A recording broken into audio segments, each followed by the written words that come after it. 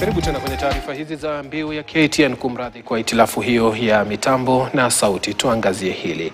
Katibu mkuu wa muungano wa vyama vya wafanyakazi nchini Francis Atwoli ameitaka serikali kukamilisha miradi yote ya barabara na miundombinu iliyochukua muda mrefu kukamilika.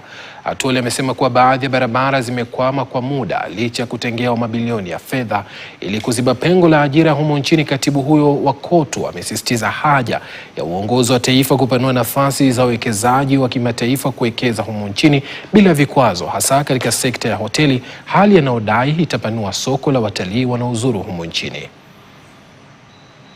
Also want to take this opportunity to urge government to try as much as possible in attracting new investors in this country, so that we can have both, as I've said time and again, a direct and indirect investment, which will open up employment opportunities. More so, hospitality industry requires a lot of efforts to be made by government so that we can expand our hospitality industry to have new modern hotels. We must improve our economy.